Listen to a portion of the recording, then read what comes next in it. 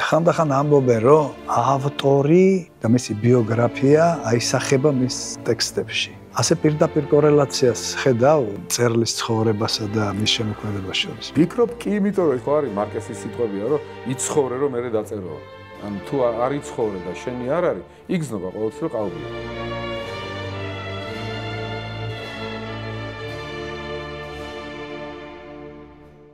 მოგესალმებით.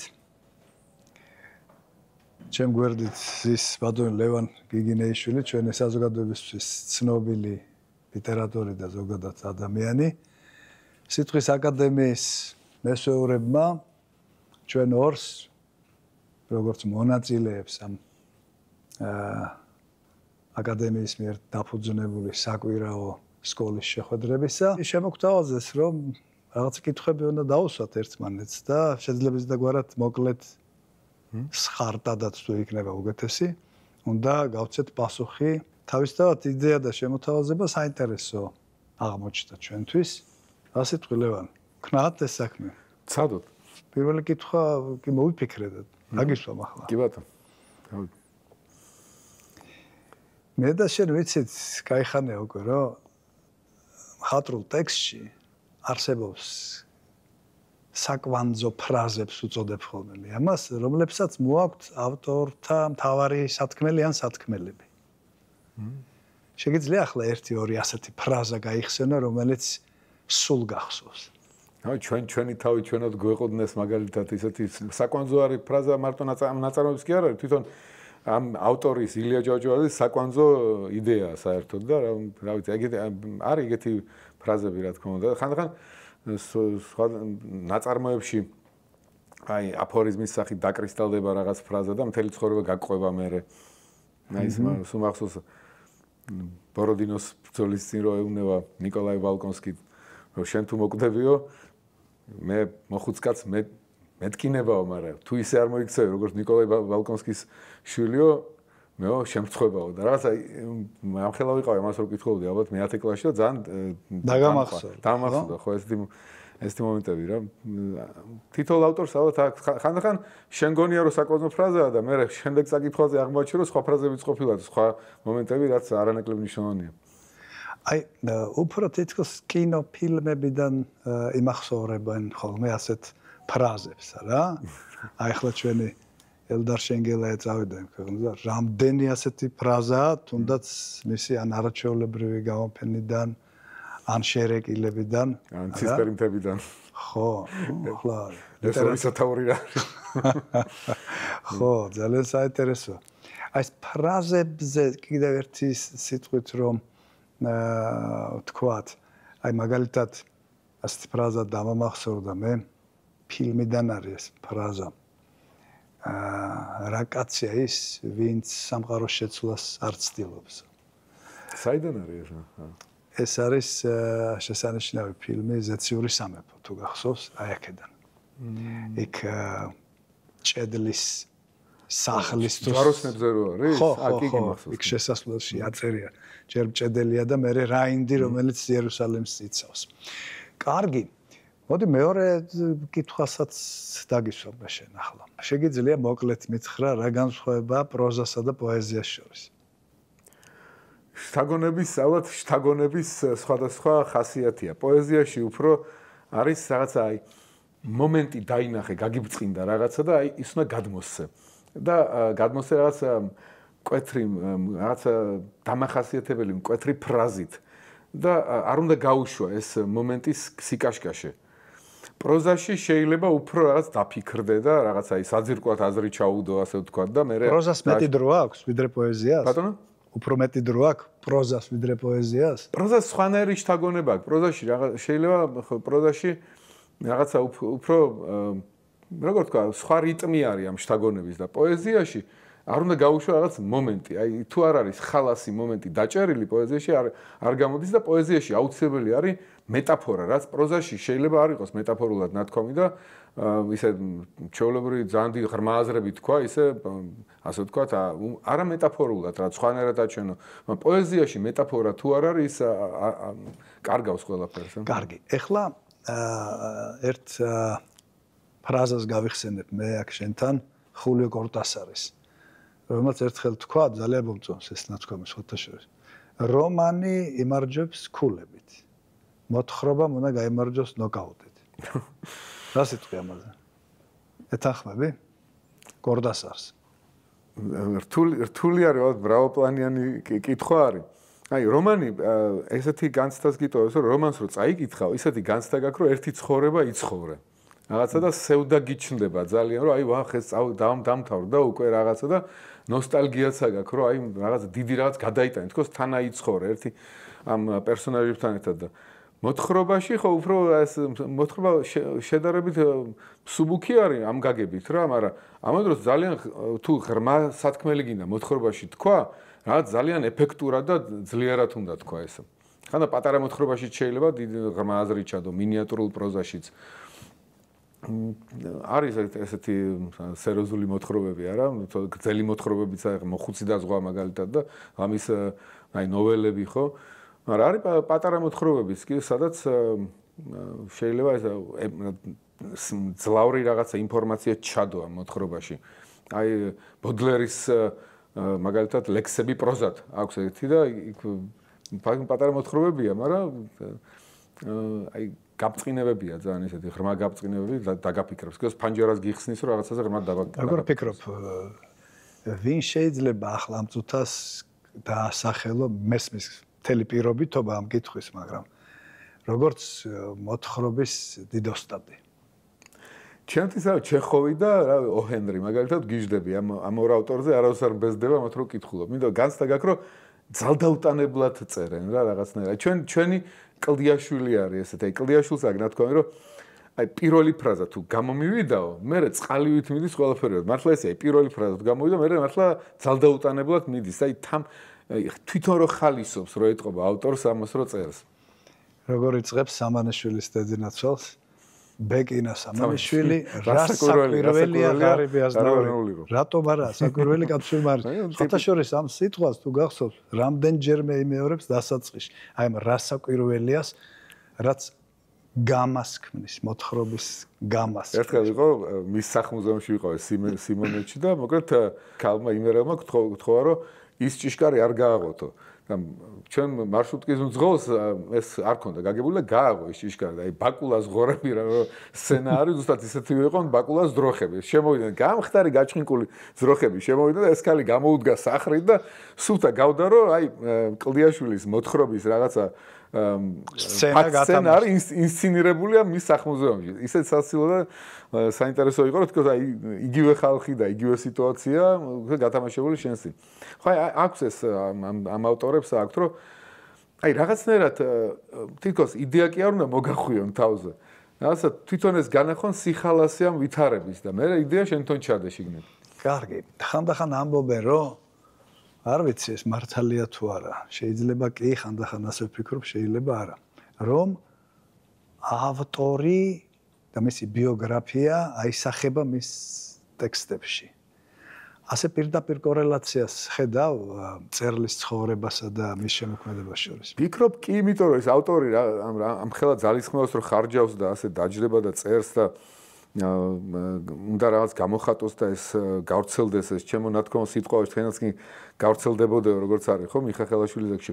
ანუ ავტორი რომ უძღვნის თავს ამას, ესე იგი მას აუცილებლად თავისი გამოცდილება უნდა ჩადოს. იმიტომ რომ თუ თავისი გამოცდილება არ არის რაღაც ის ყალბი არის. აი ხო არის მარკესის სიტყვებია რომ იცხოვრე რომ მე დაწერო. ანუ თუ არ იცხოვრე და შენი არ არის, იგზნობა ყოველთვის რომ ყალბია. შენ რაღაცა ძარღვი უნდა კონდეს, მარილი უნდა კონდეს შენ ნათქვამს და მარილი მაშინ იქნება, როცა შენი განცდილია გადმოტანილი. ასე რომ კარგი. თუმცა რა თქმა უნდა, ავტორს აქვს ეს მსახიობობის უნარი და სხვის რაღაც ლოგიკურად ჩაჯდეს სხვის ასე ვთქვათ ხასიათში და იმ ხასიათის ლოგიკას გაყვეს. ესეც შეიძლება. რაცა სიტყვამ წაიღოს თავისი ლოგიკით, თავისი აუცილებლობით და ნოდარდუმბაძეს აქვს ერთი მომენტი ქონდა, რომ გაოგნებულია რაღაც, გაფითრებული რაღაც, რა მოხდაო და ეხაო 14 წლის ბიჭმაო, თავის ნაცავი მოკლაო. იმიტომ რომ სხვანაირად არ გამოდიოდა, იქ ისე შეიყვანა სიტყვის სტიქიამ, რომ ამ ბავშვმა მოკლა ეს და გაოგნებული იყო რა, ისე ძიმედ გადაიტანა თვითონ ეს მომენტი მწერალმა. როგორ ფიქრობ, მე მომისმენი ასეთი აზრი, რომ წეგანდელი კითხვის გაგრძელებასაც არის. ამბობენ, რომ ორი ავტორია ისეთი, რომელთა ყოველი ტექსტი არის შედევრი. ერთი არის რიუნოსკი აკუტაგავა და მეორე არის ხორხე ლუის ბორხესი. ვიღაცა მოისაკლისებს ახლა აქ სხვა სახელებსაც რასაკვირველია.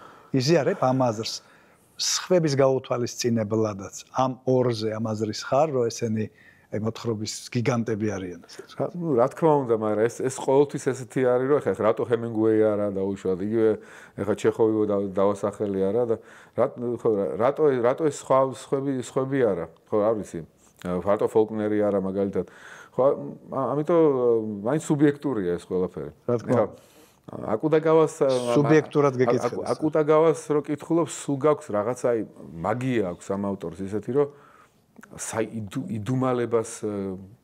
იდუმალებას გაწვდის რაღაცნაირად, სულ განცდა გაქვს, რომ რაღაცა იდუმალ გარემოში უცნაურ გარემოში იაპონურ პროზას ხო არა აქვს ეს. კი ბატონო, აი კავაბატაც წავიკითხე და იმასაც აქვს ესეთი მომენტი და ხო აი მეშიმაზე ბორხესი კი არის ენციკლოპედისტი, უზარმაზარი ცოდნა რო აქვს ჩადებული, რო წაიკითხოს მიახლოება ალმუტასიმთან, მაგალითად, რამდენი რაღაცა იცის იქ რელიგიები, ფილოსოფიები, პლოტინოსი რა.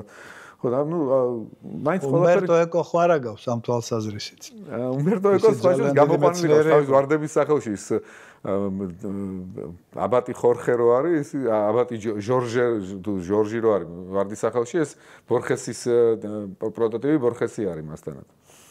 ეს თავარი დამნაშავეც არის ნაწარმოებში, ვინ წამლავს ამ წიგნს, ხო ნუ ხო რა თქმა უნდა უმბერტო ეკოც ერუდიტი არის და ძალიან დიდი მეცნიერიც არის უმბერტო ეკოთან, ხო, შუა საუკუნეების უდიდესი სპეციალისტი იყო, მაგრამ რომანების გარდა შუა საუკუნეებზე აქვს ნაწარმოები, მაგალითად სილამაზის კატეგორია შუა საუკუნეებში. მე რო სწავლობდი ამ ეკოს ამ წიგნსაც ვკითხულობდით ხოლმე, აი რა არის ესთეტიკის გაგება შუა საუკუნეებში. ამიტომ საინტერესოა რომ მეცნიერ შეუძლია მე გახდეს მწერალიც და რაც აი პოპულარულად გადმოსცეს, ეს დიდი ნიჭი არის.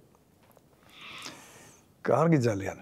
მოდი ახლა სხვა ტიპის კითხვა დავსვათ. მინიმალისტურ ტექსტებზე რა აზრის ხარ? როგორ რამდენად მოგწონს, რამდენად მიგაჩნია ეს დიდი ლიტერატურის ნიმუშებად, პოეზიაშიც და პროზაშიც? ცოტა აი პოეზიასაც გავს ეს მინიატურული პროზა, ხო, პატარა მოთხრობები, აი გურამჩეულიშვილთან, იგივე რეზოინანიშვილთან მაგალითად, ხო, რაღაცა ჩანახატია, განცდა არის, ცოცხალი ხალასი განცდა და გადმოტანილია, რატომაც არა. ხო, მაგრამ რა თქმა უნდა, რომანს ვერ შეედრება, იმიტომ ეს პატარა დიდსა ვერ მოკლენ, ხელად აქ ხოცა ნადირთა მცირეთა არის მაინც რა, ეს მინიატურული პროზა, რაც აი ინგლისური სიტყვა insight, გაბწყინება რაღაც. აი რო გაქვს ეს რაღაცა, გინდა უცებ გადმოკვდა. გასხივოსნება, ხო, უცებ რაღაცა უეცარი განცდის გადმოტანა და თუ იქვე არ გადმოიტანეს, მე დაიკარგება და ის ძალა აღარ ექნება. რაღაც იქოს აი უცებ გაგეხსნა ეს ფანჯარა და იმ ფანჯარაში იმ ველში ამ ენერგიის ამ დანახulis უნდა გადმოსცე ეს. რა გამახსენდა ახლა იცი უცბად თავის დროზე როდესაც უილიამ ფოლკნერს გადასცეს ნობელის პრემია ლიტერატურაში და ეს გამოვიდა ტრადიციული სიტყვით საზოგადოების წინაშე მან თქვა ერთი ძალიან ჩემი აზრით მნიშვნელოვანი ფრაზა რომ ასახვის ღირსია და აღწერის ღირსია მხოლოდ და მხოლოდ ადამიანის გულის ჭიდილი საკუთარ თავთან. და ერთიც დაამატა, რომ ლიტერატურა არ შეიძლება იყოს ნეიტრალური. ამ სიტყვებით არ ვთქვამს, მაგრამ საზრისი ეს იყო. და ლიტერატურამ უნდა გაამხნევოს ადამიანი, რომ ის დარჩეს ადამიანად. არა უბრალოდ აღწერა, არამედ აღწერა იმისთვის, რომ ადამიანს გაუადვილო იყოს ადამიანი. როგორ იტყვი შენ, რამდენად მისაღებია ესეთი პოზიცია? მე ვფიქრობ, ზოგიერთები ამბობენ, რომ აღწერა სავსებით საკმარისია. ილია ჭავჭავაძემ სხვანაირად თქვა, ეს იგივე, რომ სიტყვა ის კი არ არისო, ფერუმარილიო, რომ რაღაცა სიტყვა მოსაბრუნებელი ჩანგალი არის, რომ გული აქეთ-იქით მისციოსო, ანუ ლიტერატურა იმისთვის არის, რომ როგორც ლათინური ანდაზაა non scholes et vitae discimus, ანუ არა სკოლისთვის, არამედ ცხოვრებისთვის სწავლობდა. ლიტერატურაც ცხოვრებასთან კავშირში უნდა იყოს. ანუ ლიტერატურა უნდა დიდი ლიტერატურა ისეთ სივრცეებზე უნდა გაყავდეს ადამიანი, აჩვენებდეს აი იგივე მორალურ დილემებს, იგივე როგორ გადაიტანა ტკივილი ადამიანმა, როგორ გაუძლო რაღაცას დაუშვათ. ეს შენი გამოცდილებაც უნდა გახდეს და იმიტომ ვკითხულობთ, რომ უკეთესები გავხდეთ, უფრო ადეკვატურები ცხოვრებასთან, უფრო გაფაქიზებულები. კარგი. ამბობენ. მრავალწახნაგოვნები, ასე ვთქვათ. ამბობენ, რომ ნეგატიური გმირის დახატვა, როგორც ხანდახან ამბობენ ხოლმე, უფრო ადვილია, ვიდრე პოზიტიურის. 100-ია თუ არა ეს შენი აზრით და ბარემ ესეც მეთხარი. ხედავ თანამედროვე ქართულ ლიტერატურაში თანამედროვე საზოგადოებისთვის მისაღებ თუ სასურველ გმირს.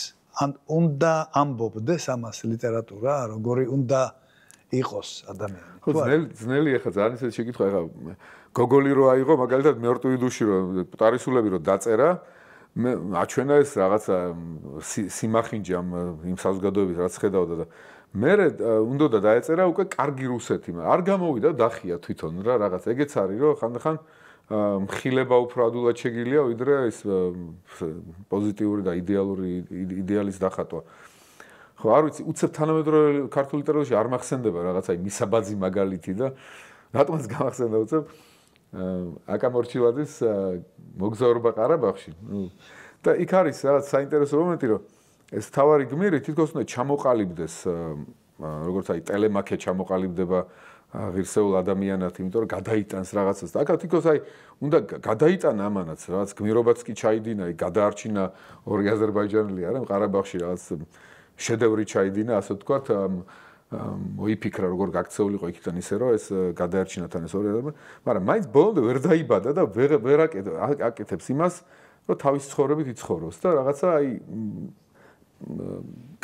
პესიმიზმით და კატასტროფით თავდება მაინც ეს რაღაც აი თითქოს უნდა დაიბადოს და არ იბადება გმირი რა რაღაც ამდაგვარი განცდა. საერთოდ აი ქართულ ლიტერატურაში ავანტურის ნაკლებობა არის თითქოს. რუსთაველის მერე აი ავანტურა, რომ რაღაც კეთილი ავანტურა მოხდა და გმირმა რაღაცა მიაღწია რაღაცას კეთილი ავანტურით და უკეთეს ვითარებაშია და ბედნიერებას მიაღწია რაღაცა. ესეთი ნაკლებად არის ქართული ლიტერატურა, ტრაგედიები უფრო არის და happy end-ის კულტურა ნაკლებად. happy end-ი რუსთაველთან არის და მე არ ვიცი ბაშიაჩუკი შეიძლება არის აკაკისთან და სხვაგან აი უფრო მეტად აი იგივე ოთარანთქვრივი რო ავიღოთ რაღაც აი პესიმიზმია რაღაც აი ნაკლებად არის ესეთი happy end-ი ამ გაგებით. უფრო ტკივილს ეხება ვიდრე ბედნიერებას, ხო? თუმცა არის ქართული დიდი ნაწარმოებები, სადაც აი სიკეთის გამარჯვების ძლიერი იდეები არის გადმოცემული. მაგალითად აი იგივე ოთარჭილაძესთან ყოველმაჩემ პონელმან ან ნუ ალბათ სამოსელი პირველი ესეთი ნაწარმოებები დათათუთაშხია. მაგრამ რაღაც აი ეს ფრანგულ რომანში რო არის რო გმირი რაღაცას თვითონ ავანტურას ჩაიდენს და რაღაცას მიაღწევს, ეს შეიძლება ცოტა გვაკლია. კეთილი. აი სუფიქრო ოთარანთქვრივში აი რატო არ შეიძლება რომ გიორგი დაუშვათ წავიდეს სადმე და ისწავლოს არისტოკრატული მანერები რაღაცას მენემომ რომ არ მოგდეს.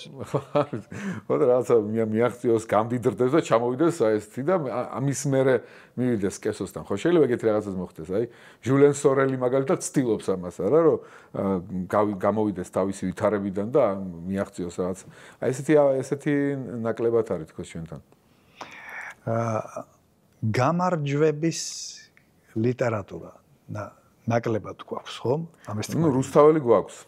რუსთაველი ყველაფერს შორის საერთოდ. და ბაშიაჩუკი გვაქვს და ბახტრიანი გვაქვს, ასე რომ. ბაშიაჩუკშიც და ბახტრიანშიც გარდა გამარჯვებისა ეგ დიდი სევდა და დიდი ტკივილიც არის, თან ახლავს ამ გამარჯვებას. თუმცა გამარჯვება არის. არა, ოპტიმიზმი არის. ხო, ნუ სინათლე რჩება, ხო? სინათლე რჩება. კარგი. და ბოლო კითხვა, ისე კითხვებს რა დალევს მაგრამ ბოლო კითხვა მაქვს ასეთი. ამბობენ, რომ ბავშვებისთვის უნდა წერო ზუსტად ისე, როგორც დიდებისთვის, ოღონდ უკეთესადო. რას გულისხმობენ ამაში, როგორ ფიქრობთ? ძალიან კაი ნათქვამია პრინციპში, იმიტომ რომ ხანდახან არის რომ ავტორი რაც გახეშეშდება ხოლმე რა და რაც თავის სათქმელებს ამბობს რაღაცა, მაგრამ კითხოს აწვალებს რა მე თავისი ამ სიმძიმით და ამიტომ უნდა კითხვაზეც უნდა იფიქროს ავტორმა. იმის ხარჯზე კი არა რომ რაღაცა არ თქვას კარგად და რაღაცა, მაგრამ კითხვაზეც უნდა იფიქროს რომ ხალასად თქვას და არ დაღალოს კითხვა. ყველაფერი მესახვედრად არ უნდა დაუყო. აი რობერტ ლუის სტივენსონი მაგალითად ძმისშვილი ყავდა თუ რაღაცა ძმისშვილი ალბათ რა ესე მახსოვს და როცა წერდა რომანს ხშირად ავადმყოფობდა ეს მიშვილი. და ეს დაუჯდებოდა საწოლთან და თავის რომანს უკითხავდა ხოლმე. როცა ის თქნარებას დაიწყებდა, რომ ეს ხვდებოდა რომ არ წერო კარგათო და მე ის როცა ის გაფაცისებული უყურებდა და უსმენდა, ესე კარგად წერდა. ხო, აი რაღაცა ეს ძალიან მნიშვნელოვანი არის. ილფი და პეტროვი ასე რომ წერდნენ ხოლმე ერთად, რაღაცას რომ მოიფიქრებდნენ კარგ ფრაზას, სასაცილოს დაუშვათ, ხო, იუმორისტები იყვნენ, არა? იტყვენ, მოდი ეს ფრაზა არ დავწეროთ, იმიტომ რომ ორივეს თუ მოგვივიდა, ესე იგი მესამესაც მოვიდოდა. მოდი რამე სხვა მოვიფიქროთ კიდე, რომელსაც ასე ადულად მისაწვდომი არ იქნებოდა. აი ესეთი შრომა, კითხულზე ფიქრი და აი მარტო ხო რაღაცნაირად იმის ფიქრი რომ არ დაღალონ კითხველი, რაღაცნაირად ასიამოვნო კითხულსაც ეს მნიშვნელოვანია. თუმცა არა იმის ხარჯზე რომ შენი სათქმელი ბოლომდე არ თქვა. და წეგან ეტყობა ტყუილი ვთქვი, ერთი კითხვაც დამრჩა და ამას ვეთქვი. როგორ ფიქრობ შენ? რეალისტები უფრო მართლები არიან თუ რომანტიკოსები? პირველნი მაშინ, როდესაც ტიპებს ქმნიან. ანუ ისეთ სახეებს ქმნიან, რომლებიც ზოგად კანონზომიერებებს გამოხატავენ. თუ რომანტიკოსები არიან მართლები, რომლებიც ამბობენ, რომ გამორჩეული ადამიანი უნდა ასახოს ლიტერატურამ, გმირი უნდა ასახოს და არა ტიპი, რომელიც ბევრი ადამიანის თვისებას აერთიანებს თავისთავად. მე ცოტა არ მიყვარს აი ტიპოლოგიები რა, რაღაც აი რომანტიკოსი, რეალისტი, ნატურალისტი რაღაც. ხო, ცოტა ეს ლიტერატურათმცოდნეობითი ტერმინებში ყურება ნაწარმოების მღლის რაღაცა, ну კი გავდიოდი ამ ლიტერატურათმცოდნეობას უნივერსიტეტში, მაგრამ არ მიყვარდა ეს საგანი, მართლა ვთქვა. აი, კაი ნაწარმოები ხალასად დაწერილი, რეალისტური დაარქვი, მე თუ რაც გინდა დაარქვი, რომანტიკული დაარქვი, კარგად იკითხება, ლამაზი არის, რაღაცა განთებს. ამიტომ ასე არ გამოვყოფდი ერთმანეთს, არ დავაპირისპირებდი ასე. ну დონ კიხოტი ავიღოთ მაგალითად, ხო? დონ კიხოტში არის რაღაცა ეს რომანტიკული რაც იდეალისტური მისკენ სწრაფვა. ეხლა ეს გაშაყირებული აქვს ავტორს თუ სერვანტეს გაშაყირებული აქვს ეს და უნდა რომ დონ კიხოტი დაუბრუნოს რეალობას და განორმალუროს თუ პირიქით, ეს არის ის სილამაზე რომ ამ ნორმალურ, ასე ვთქვათ, სამყაროში მოდის ეს რაღაც იდეალური ფორმები და რაღაცა ცვლის მე ამ სამყაროში. ეს იდეალური ფორმები რო არ ქონდეს, ეს იდეალური სიგიჟეები რო არ ქონდეს დონ კიხოტს, არაფერი არ შეიცვლება და უცებ აღმოაჩენ მასთან ერთად რომ დონ კიხოტი რომ ამ ვიცი მეძავი ქალია იქ სადღაც ტრაქტირში, ხო? იმას უყურებს როგორც რაღაც დედოფალს და მე ის ქალი თვითონ იცვლება და სიტყვასაც სხვანაირად არჩევს და თვითონაც ხდება რაღაც ემსგავსება იმას, როგორცაც მას სახავს დონ კიხოტი, ანუ კარგისკენ სulis ამ თავის იდეალური სიგიჟით. ანუ რა არის ხო ეს რეალიზმი რა უნდა დასახო? რეალისტურ პროზაში შეიძლება ჩადო ის აზრი, რომ რაღაც შთაგონება მისცემ კითხოს, რომ რაღაცა შეზაროს ასეთმა პიროვნებამ, მე არ მინდა ასეთი ვიყო, როგორც თემურაზ ხევისთავია, ეს უნიათო რაღაცა. მე ამან ეს რეალისტურად არის აღწერილი, კი ბატონო, მაგრამ მარტო რეალისტური პროზაც მარტო გადმოსაცემად არ არის, ეს იმიტომ რომ შეძრას მკითხველი ისეთი კუთხით დაგანახოს რეალისტურად თუ რაღაც არარომანტიკულად, ხო, არ იდეალისტურად, რომ რაღაცა შენში შეძრას, რაღაცა ძლიერი განცდა გამოიწვია შენში თუნდაც ანტიპათიის, რომ შენ ეგეთი არ იყო. ხო, ეს დონ კიხოტის კაი მაგალითი მოიტანეს შენ. ეს არ არის ეგეთი ტიპური სახე ნამდვილად. ის გამორჩეული სახეა, ხო? ამ თოლსა ის არ არის ესეთი ლიტერატურული გმირი, როგორც მაგალითად ჩვენი ლუარსაბ თათქარიძეა, რომელიც ლამის ესე ჩარჩოებში ჩალაგებულ რაღაც თვისებებს მოიცავს და მთელ გამას მოიცავს ხასიათის, ხო? და ბარემ რა გიღებ ამთავრებთ, ამით დავამთავროთ. სულხან საბა ორბელიანს აქვს მოგეხსენებათ ყველას სიბრძნე სიცრუისა და აქ ორი არსებითად მნიშვნელოვანი პერსონაჟია, სედრაკი და რუკა. სედრაკი მუდმივად ლაპარაკობს იმაზე, როგორი უნდა იყოს ცხოვრება. და რუკა მუდმივად ახსენებს მას და ყველა დანარჩენს, როგორი არის ცხოვრება სინამდვილეში. მე რომ მკითხოს კაცმა, ორივე საჭიროა. იმედი მაქვს, რომ სულხან საბაც ამას ფიქრობდა, როდესაც ამას წერდა. იმიტომ რომ შენ თვალგახელილმა და სახი გონებით უნდა უმზირო როგორია წუთისოფელი და რას გთავაზობს მუდმივად ის როგორც ბედნიერებას თუ როგორც განსაცდელს და მეორე მხრივ შენ ყოველთვის მხედველობაში უნდა გქონდეს ის რა უნდა გააკეთოს ადამიანმა რომ ცხოვრება იყოს ერთმანეთს უნდა შეავსონ, იმიტომ რომ ეხა რადიკალურად მან დავიღოთ ეს მომენტი, ხო? უნდა დავიწყოთ თუ არა ძებნა მასწავლებლის ჯუმბერისთვის. სედრაკი ამბობს, რომ ღმერთი თვითონ მოგცემს რა და რუკა ამბობს, რას ქვია კაცო, ხელი განძრია და გეშველებაო რა, უნდა მაგრამ არც ერთი უკიდურესობა არ ვარგა. მარტო ის რომ შენ თვითონ მარტო შენი ძალისხმევით აკეთო ყველაფერი ისე რომ არ მიიღო ღვთიური შთაგონება, დახმარება რაღაცა, ესეც მაგალითად შთაგონების გარეშე ლექს ვერ დაწერდა, არ ვიცი, რაღაცა გჭირდება ნიჭის მოცემულობა, რომელიც შენ არ აძლევ საკუთარ თავს ღვთიური მოცემულობა, ანუ რაღაცა გინდა დახმარება, ამიტომ მარტო შენი ხელი განძრელი გაშულებაზე არ არის. მაგრამ რადიკალურად თუ სედრაკის ხედვას აიღებ და მარტო ასე ვთქვათ, რაც ჩამივარდება, იმას მივხედავ და მე თვითონ არ ჭირდება ძალისხმევა, ესეც არ ვარ. ანუ რაღაცა ორივე უნდა დააბალანსოს ერთმანეთი. როგორც ყოველთვის შეშმარიტება არის ზომიერებაში. როგორც შენი საყვარელი არისტოტელე ამბობდა. როგორა? მიდენ აგან, არაფერი ზედმეტი. არაფერი ზედმეტი. ხო, აი, განცდა გვაქვს ალბათ ორივეს, რამდენი რამეზე ვილაპარაკეთ და რამდენი რამე დაგვჭა უთქმელი, თუმცა ლიტერატურა ამიტაც არის კარგი და აზროვნება ზოგადად, რომ ის უსასრულოა და ის ყოველთვის მოგძებნის, რომ ახალი კითხვა დაგასმევინოს და მოგაძებინინოს ახალი პასუხები. მადლობა შენ. მადლობა. და მადლობა ყველას, ვინც გვისმენთ.